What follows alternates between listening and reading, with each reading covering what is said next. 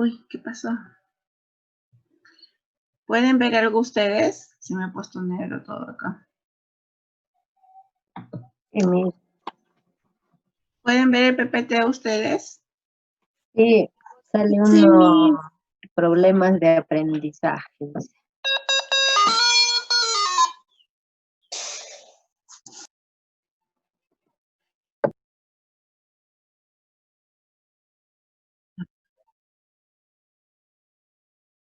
Ya, sí pueden ver. En cambio, a mí se me ha puesto blanco, o estaba negro, ahora está blanco la pantalla. No puedo, pero sí me están escuchando, ¿no? Qué bueno.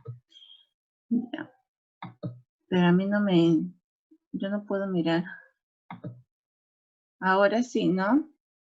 Ya, ahora sí, creo que ya los puedo mirar. Ya. Bien. Y era que estaba, creo, cargando la cámara, me parece. A ver qué dice en el chat. Sí, me está todo bien. Ah, qué bueno. Ya está bien. Listo. Bueno, vamos a... Ay, acá dice que mi conexión está inestable. Bueno, cualquier cosa me avisan, chicas. Ya me mandan mensajitos si es que no me escuchan o no se ve bien. Bien, en este módulo, como les decía, ayer les explicaba, ¿no? Estamos empezando con el módulo 6. Ya. En este módulo vamos a trabajar todo lo que son los problemas de aprendizaje. Ya, que de repente vamos a seguir de repente tratando ellos, como lo que estuvimos hablando sobre los problemas del lenguaje, ¿no? Vamos a ver. Entonces, ¿cuáles son los problemas de aprendizaje? Nos dice que los problemas de aprendizaje muchas veces se pueden centrar en la parte biológica, ¿no? Y pueden ser irreversibles. Puede haber alguna situación de que ya no se pueda revertir, pero como siempre les digo, ¿no? Lo que se busca es darles una atención adecuada dependiendo de ese problema de aprendizaje que tiene el niño, ¿ya? Entonces, estos problemas podemos ir atendiéndolo, ¿no? Se pueden ir siendo modificados desde la atención con el psicólogo y nosotros los docentes, ¿no? Entonces, es importante saber, muchas veces llegan los niños al aula y no observamos, ¿no? O de repente simplemente decimos no sabe el niño. Y no es que el niño no sepa, sino que de repente está pasando por algún problema de aprendizaje. Puede tener un retardo leve, puede tener autismo y de repente no sabemos comprender ese problema que él presenta, ¿no? Entonces es importante siempre observar. Por ejemplo, muchas veces yo he tenido 2 casos de autismo. En uno sí desde el primer momento, ¿no? Llegó el niño hace 3 años, ya tenía 3 años el niñito, pero el papá muchas veces el gran problema, como les comentaba, es que el papá no acepta, ¿no? Y el niñito no pedía, venía a acompañar, gritaba, no toleraba los ruidos, no hablaba. Y yo le decía al papá, pues, ¿no? Que está bien, es de 3 años, pero que ya es un niño que ya debe socializar, ya debe ser más independiente. Pero el papá decía que no, que como es el hijo mayor y como que en casa todo lo atienden, él es así. Entonces le pedí que viniera la mamá y se quedara en esa primera semana, ¿no? En la clase. Y el niñito paraba pegado a la mamá, pero él no seguía ninguna indicación. Él agarraba, iba, escogía los juguetes, se sentaba y jugaba. No quería, no hacía algo, lo volvía la mamá lo guardaba y él sacaba otro y así paraba. Pero no seguía las indicaciones como los demás, ¿no? Entonces yo le decía a la mamá, señora, mire, observe. Los demás, por más que están llorando, que se están quedando llorando, logran calmarse, ¿no? Y luego participan, pero José no participa, no sigue. Y la mamá no nada de Sí, pues señorita, será porque estoy yo, ¿no? Conmigo se engríe. Bueno, señora, entonces lo va a ir dejando, ¿no? Poco a poco para yo observar. Igual, el niño peor todavía. Se hacía, no pedía, gritaba. Si un niño se le acercaba cuando quería el objeto que él tenía, gritaba y lo agredía el niño, ¿no? O cuando cantábamos y sonaba la pandereta, Dios mío, era terrible para él. Entonces yo pedí que lo llevaran a evaluar, ¿no? Inmediatamente pedí que lo llevaran a evaluar, porque yo decía, ese niño tiene autismo, pero no, la señora no quería, el señor un poco que se incomodó, mi directora que también no me apoyó, pero yo niños, no solamente está bien, yo lo estoy atendiendo, pero es un niño que no está respondiendo a las características de su edad. Por el bien de su niño, llévelo. Tuve que ponerme fuerte y lo llevaron. Lo llevaron al hospital, lo evaluaron y no pasó ni... Y el niño dejó de asistir. La directora un poco que se incomodó conmigo, qué sé yo. Pero para octubre,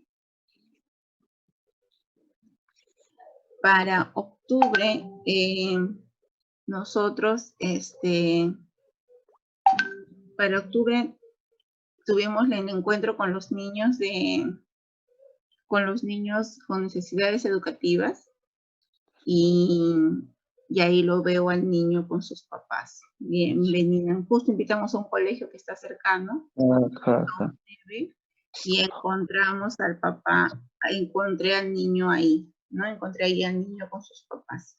Entonces, ni siquiera tenía un autismo que de repente que era leve, ¿no? Que podría estar en aula. Tendría seguro un autismo más moderado, por ello que el niño no podía estar en una escuela pública normal, ¿no? Porque muchas veces cuando niños que tienen autismo y tienen una situación leve, el niño eh, puede estar en las aulas, ¿no? Por eso esas escuelas se vuelven escuelas inclusivas. Pero cuando el niño lo evalúan y ven que no hay un adecuado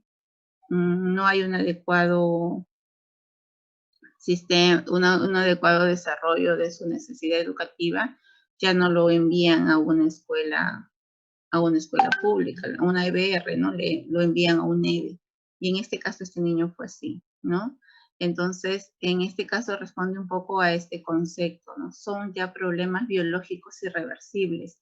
Ya aquí el niño, por propia naturaleza, ya es un poco difícil. Hay que ser tratados de manera especial, ¿no?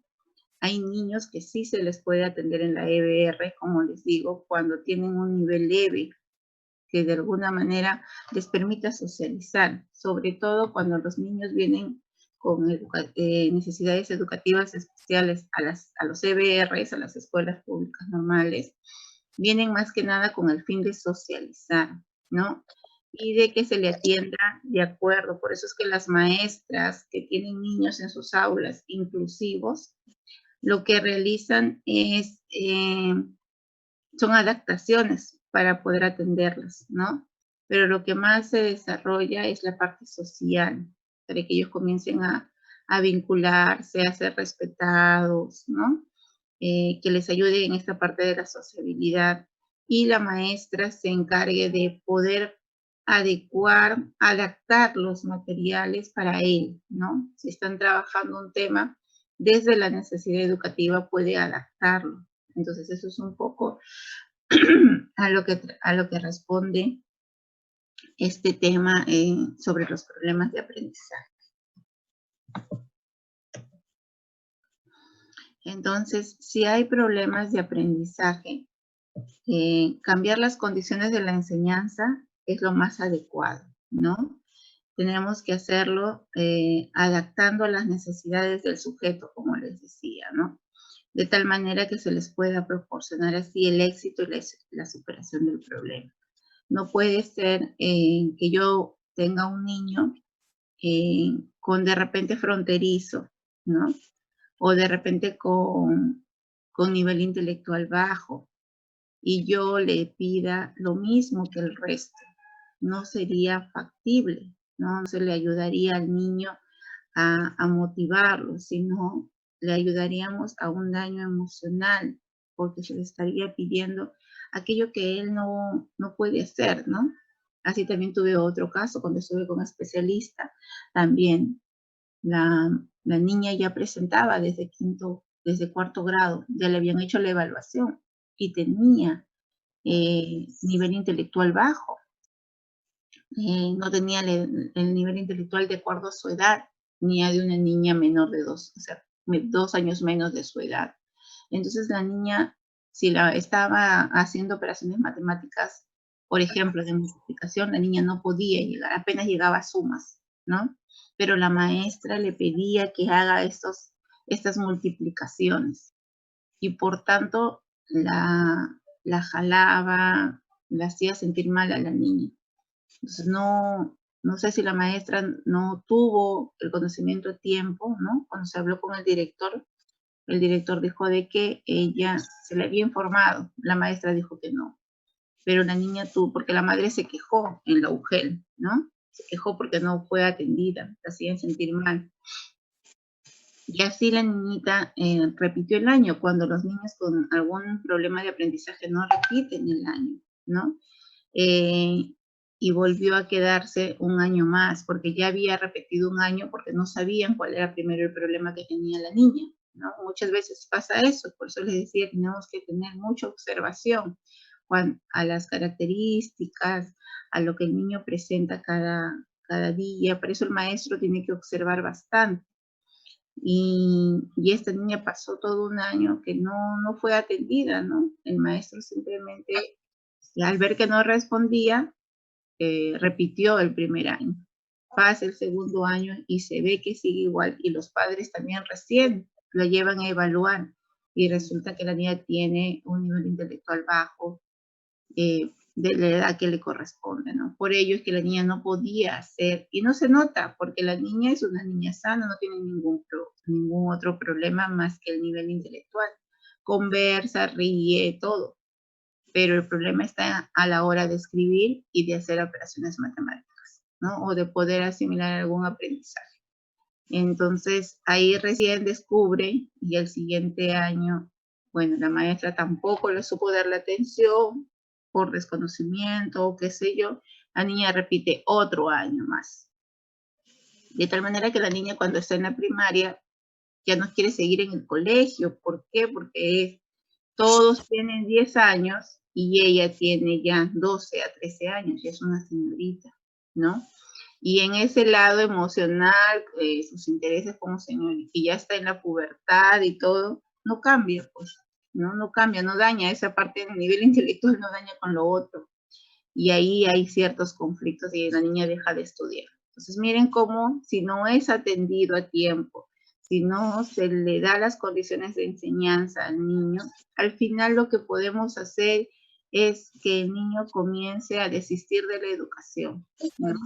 Se comience a dejar al niño, se le aleje al niño de ello, ¿no? Entonces tenemos que tener bastante cuidado. Si le cuento estos casos, es para poder ilustrar un poco el por qué tenemos que observar bastante, ¿no? Y poder ver desde dónde viene el problema, qué está pasando con el niño. Así como vimos los problemas de lenguaje, igual, cómo es que está pasando, qué está pasando en estos otros casos, ¿no? Cuando el niño no habla claro, cuando el niño no, ya, hay que investigar qué tipo de problema está pasando y X cosas. Y cuando estamos hablando de los problemas de aprendizaje, igual, ¿no? Hay que observar bien, hay que determinar bien, ¿ya? Bien, entonces, estamos viendo que se pueden dar por causas, ¿no? Por causas externas e internas del alumno. Una causa externa puede ser la parte social, que tiene que ver con la marginación, la parte de la privación sociocultural, la pobreza, ¿no? Puede ser ello. Las familiares, el hábitat, las pautas, actitudes educativas, los problemas. También puede ser eso externamente. Muchas veces la familia no ayuda, ¿no? En ello. Entonces tenemos que tener bastante cuidado, ¿no? Por favor, ¿podrían cerrar sus micros? No logro ver, esto que busco hace un rato que escucho. Y supuestamente todo lo que... Ah, ya encontré quién es. Ya lo silencié. A ver. Listo, creo que ya estamos todas silenciadas. Bien, entonces, les decía, ¿no? Esas causas externas también tienen que ver, ¿no? La sociedad, la familia, el mismo sistema escolar, como por ejemplo en este caso de la niña, ¿no? Si no, ahí tenía que ver la familia porque no se percató, y la parte escolar porque la maestra tampoco tampoco observó detenidamente, ¿no? Muchas veces tenemos que observar a la estudiante. Esa es nuestra gran misión, ¿no? Para poder estar atentos al niño y poder ver qué está pasando, ¿no? Siempre, como conversábamos con una colega, decía, ¿no? A veces prefiero ser, como decía la Miss, prefiero ser exagerada en preocuparme porque el niño está así, a simplemente a ser tan ligera, ¿no? Y mirar, bueno, sí, pues no sabe, ¿no? Pero prefiero, porque ella es también psicóloga, entonces ella dice, ¿no? Nati, hoy en día yo prefiero, cuando veo alguna situación, entre comillas, no normal del desarrollo del niño, ¿no? Por eso es que yo les decía, hay que saber cuáles son las características de los niños para poder estar atentos, ¿no?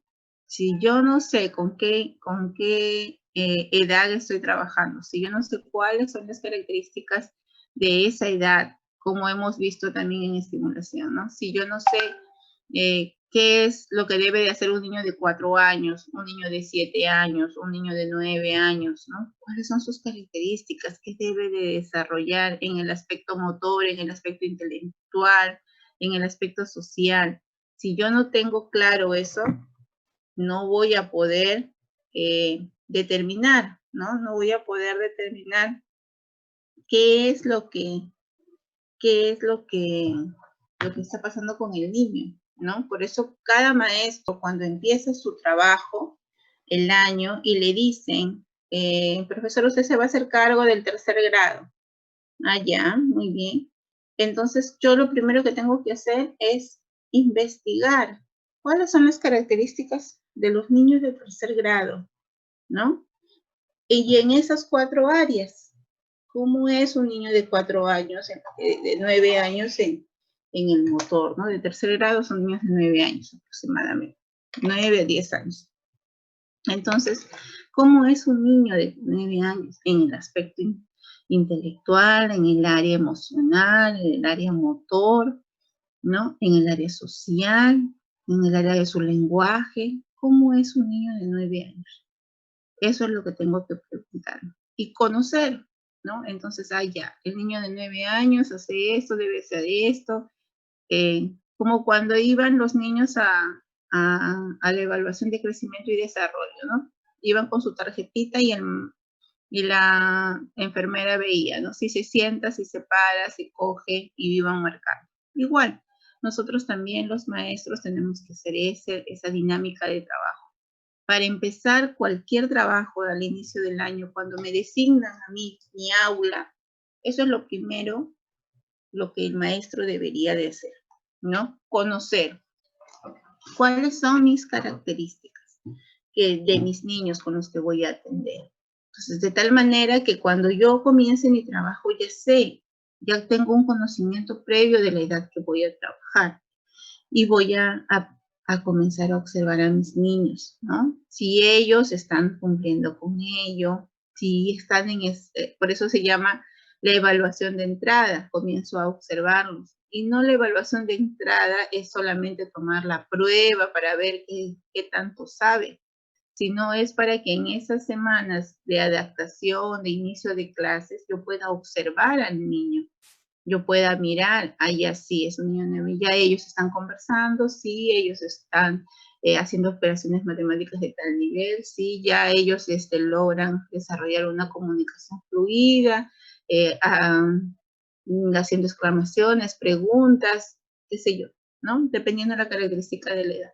Entonces ya voy comparando esas características que deben de tener con las que verdaderamente me muestran ellos, ¿no? Cuando yo ya estoy en contacto con ellos, cuando yo ya estoy en cada día de las clases. Entonces voy haciendo esa comparación de lo que corresponde y lo que es la realidad. Entonces ahí me puedo dar cuenta y ahí puedo decir también de repente, no, a ellos todavía les falta las normas, ¿no? Todavía les falta la parte de emocional, de conversar, compartir, respetar a sus compañeros. Entonces, esto tengo que trabajar. O de repente en la parte de expresión, de comprensión, si leen, pero tienen problemas de comprender a la hora que no todos se expresan, son 4 o 5 los que normalmente hablan. Entonces, ¿qué hago para ayudar a los demás, para que los demás también en el desarrollo de su lenguaje, ¿no? Entonces ya también comienzo a hacer mi diagnóstico, comienzo a hacer mi evaluación. Por eso es importante, ¿no? Observar. Y ahí es donde observa uno qué niño de repente está presentando un problema de aprendizaje, ¿no? Este pequeño eh, está quedando, ¿no? No conversa, no hace esto, no pronuncia, para su edad debería escribir más legible sus oraciones, podría expresarse más claro. Entonces comienzo yo a observar y a ver, ¿no? Eso es importante, que el maestro haga ese trabajo para poder ir viendo si su niño puede presentar algún problema de aprendizaje y de qué índole es ese problema de aprendizaje, ¿no? Muchas veces decimos, ay, sí, es lento, es flojito, pero no necesariamente puede estar pasando eso, ¿no? No podemos ser muy ligeros a tomar, a decir ciertos conceptos o decir ciertas definiciones del alumno, ¿no? Tenemos que ser muy cuidadosos con lo que vamos a decir. Por lo general, podemos pensar, como les decía, ¿no? Nosotros vamos a diagnosticar, nosotros vamos a derivar de acuerdo a lo que observamos. Pero si no tenemos, no podemos ser los médicos o los especialistas que digamos, sí, esto tiene el niño, ¿no? Si ya es un niño fronterizo, nosotros no lo podemos, por ejemplo, diagnosticar, ¿no? Tenemos que enviarlo al especialista para que le haga su test y les pueda medir el nivel intelectual. Y él pueda decir cuál es la característica del estudiante que yo estoy observando, ¿no? Y de repente sí, así como yo lo hice con mi niño, ¿no? Él también lo evaluaron y, ¿ves? Tenía autismo, no me había equivocado. Pero yo no le dije de frente al padre ello, ¿no? Sino que de acuerdo a las características que debería de corresponder a 3 años, el niño no correspondía, ¿no? Entonces, frente a eso es que yo lo derivé con un informe a dirección para que lo deriven a una evaluación en el hospital, ¿no? Y es que el niño, pues como les comenté, en octubre, el niño ya estaba en una escuela de educación básica especial, en una EBESA. Entonces es importante. Así también me ha pasado el año pasado. Igual con un pequeñito en cuna, ¿no? El niñito viene, socializa, no me mira, no conecta por periodos largos con mi mirada, no sigue cuando lo llamas, juega solo, repite sonidos, ¿no? Y son muy pocas las veces que se conectaba conmigo, pero luego andaba en el espacio, jugaba muy bien, académicamente muy bien, jugaba sus construcciones, se concentraba él solo, pero solo, no socializaba más, ¿no? Y sí tenía la molestia que cuando yo lo cambiaba, pero no se sentaba, no conectaba conmigo, no se comunicaba, ni con gestos, ni con miradas, y bueno, menos con palabras. Así que en julio le dije esa observación a la mamá. Y la mamita, gracias a Dios, ya también había observado eso en casa. Y ella por su cuenta, pero no me lo había dicho, ¿no? Ella por su cuenta la había llevado ya a ser evaluado. Solo que sí es cierto, pues todavía es muy pequeño para definir, pero ya el niño estaba presentando síntomas, está presentando síntomas de autismo, ¿no? Y el pediatra, el psicólogo que lo ha evaluado le han dicho que sí, que también. Y yo no fui directamente a decirle, señora, su niño tiene problemas. Eso también hay que tener mucho cuidado, ¿no? Señora, su niño tiene autismo, no. Lo que fui, le dije, señora, mire, ve, estoy evaluando y en el área de comunicación, Santi ha salido, pues, que está en inicio, porque no conecta, no responde a su nombre, no socializa con sus compañeros, no me comunica sus necesidades, ¿no? Si tiene hambre, si tiene sed, si quiere lavarse las manos, no me comunica. Cuando lo cambio, no me responde. Entonces, solo por esa característica del lenguaje es que cogí ese aspecto, ¿no? Porque tenemos que ser muy cuidadosos para decirle al padre. De frente no le puedo decir, señora, su niño tiene autismo, porque ¿quién soy yo para dar ese diagnóstico? No soy el especialista, ¿no? Ni tampoco puedo decir, señora, a mí me parece, no. Siempre tenemos que tener mucha cautela para decirle al padre de familia, ¿no? Entonces, yo me basé a la parte de la evaluación, ¿no? Yo me basé a lo que le había evaluado. Y, y le digo, ¿y por qué? Porque un niño, de acuerdo a lo que le corresponde a esta edad, ya debería conectar, debería seguir su nombre. Mire, le decía, ¿no? Santi, y le llamaba, Santi, y ella me decía, pasa lo mismo en casa con nosotros. Por eso, y ahí es donde, y mire, le digo, en cambio, no quiero que lo suene a comparación. Llamaba Jacob, y Jacob, volteaba. ¿Qué estás haciendo? Y Jacob entre su lengua, niña, ya me hablaba. Ah, estás jugando con los cubos. Muy bien, Jacob, chao. ¿No? Ya. Pero en cambio con Santi no pasaba esa situación. Entonces, le digo, mire, no es por comparar, pero esa debe ser la respuesta que Santiago debería de tener para la edad que él tiene, ¿no? Pero Santiago no nos está respondiendo así. Y no es solo de hoy, sino es durante todos estos meses, ¿no? Para yo poderle decir ahora esto, he tenido que observarlo durante todos estos meses. Eso también hay que hacer una observación al niño para poder decir con certeza, para tener nuestros registros, ¿no? De lo que estamos observando. Es nuestros cuadernos de incidencia, donde podamos constatar que el niño no está, pues, ¿no? Teniendo el desarrollo de repente de lo que estamos observando, de lo que debería de ser. Y entonces es muy importante saber cómo decirle al familiar, para que el familiar tome cartas en el asunto, para que el familiar pueda intervenir. Pero si nosotros vamos de frente y le decimos lo que pensamos, muchas veces, pues, no, hasta nos pueden denunciar por decir algo que no sabemos, ¿no? Por eso todo eso tenemos que tener mucho cuidado para que el familiar, más bien que de espantarse, sino se preocupe y busque apoyo, ¿no?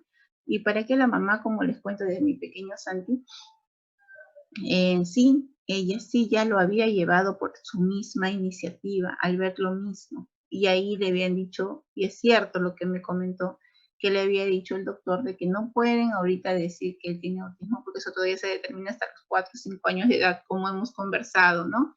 Donde el niño desarrolla todas sus habilidades, pero que sí, su niño ya está presentando algunos síntomas, ¿no?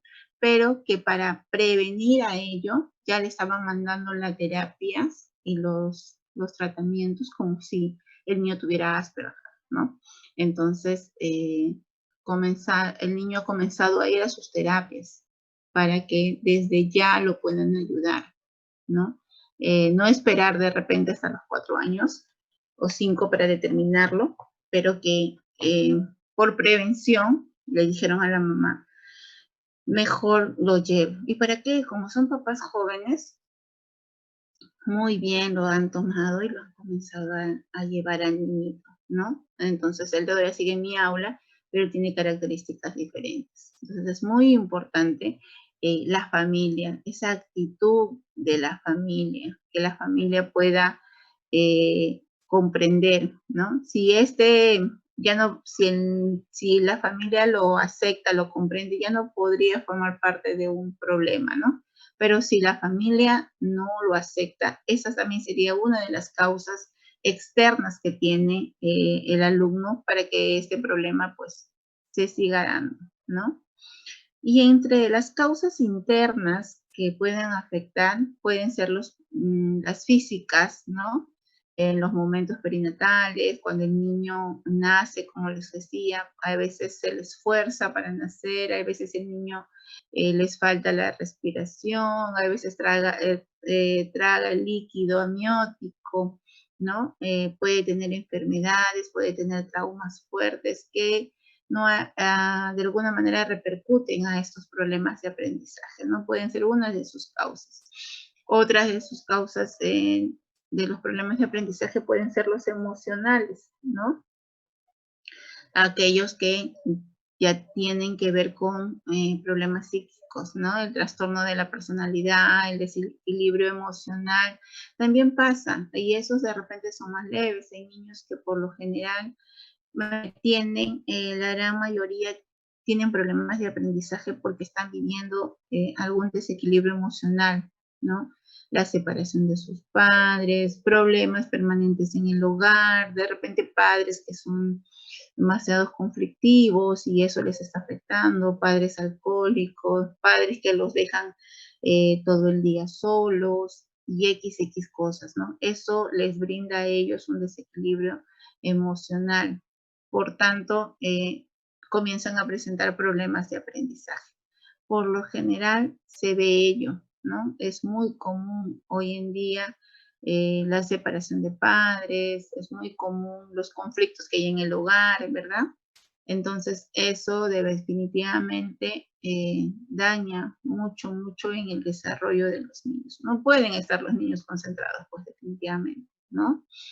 Otra de las causas vienen a ser las causas intelectuales, como les decía, ¿no? El CI bajo, por ejemplo, es una de las causas que muchas veces no se dan cuenta porque el niño es, entre comillas, está bien, ¿no? Tú lo ves físicamente, lo ves desde lejos, no podrías decir que es un niño con CI bajo, ¿no? Porque para eso hay que hacerle un test, hay que evaluarlo, y porque físicamente no tiene ningún problema, ¿no? Hasta cuando conversa y todo, no tiene ningún problema.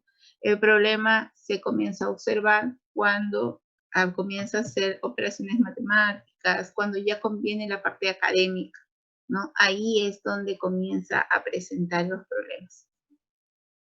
Como le contaba de esta niñita que le hicieron repetir 2 años, ¿no? Ya con 12 años.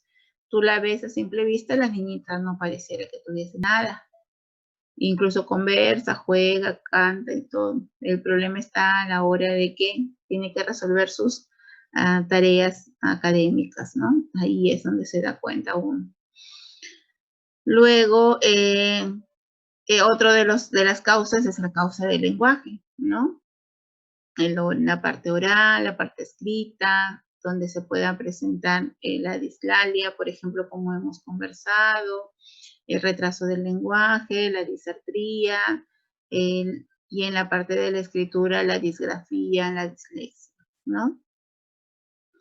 Luego tenemos otros factores que también pueden ser causas, que tienen que ver con la parte del desinterés de cada niño, la falta de afección, el cansancio, la fatiga. También hay niños que por ello, ¿no? Están cansados, están fatigados, no tienen interés en estudiar y obviamente que eso tiene otra índole también, ¿no?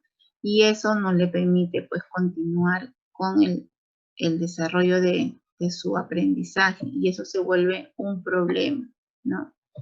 Luego tenemos la parte sensorial, ¿no? Si algún niño tiene algún déficit en la percepción, ya sea visual o auditiva, ¿verdad? Y también tenemos la parte neurológica, ¿no? Si algún niño tiene alguna disminución mínima cerebral, algún problema en su desarrollo motor, también es parte de estos problemas internos, ¿no? Entonces, todas estas, estos temas pueden ser las posibles causas, ¿no? Pues sí, que está lento. Todas estas podrían ser las posibles causas de lo que viene a ser los problemas para los problemas de aprendizaje, valga la redundancia, ¿no? Pueden ser externas y pueden ser internas. Y es lo que normalmente vemos día a día en las escuelas, ¿no? En las escuelas se ven mucho estas causas, ¿no? Entonces tenemos que conocerlas para poder decir así, ¿no? Puede ser, entonces, puede ser alguna alteración, ¿no? Yo tenía así también hace muchos años, bueno, tantos años que tengo en educación, un niño que también igual, cambió totalmente, y que era que el niño ya lo habían dejado de que duerma con ellos, con los papás, ya le habían comprado su cama, y el niñito, pues, ese cambio, ese desequilibrio emocional, ¿no? Le alteró la parte educativa al niño, se le presentó como un problema de aprendizaje, ¿no? Entonces, miren, algunas cosas, y yo decía, ¿por qué? ¿Qué está pasando? ¿No? Era una familia muy bonita, y que era que habían cambios. Señora, algo ha pasado, señoritas, solamente le hemos cambiado, ya le hemos comprado su cama, y ya está durmiendo solo. Miren, solamente esa acción hizo que el niño cambiara por completo su aprendizaje, su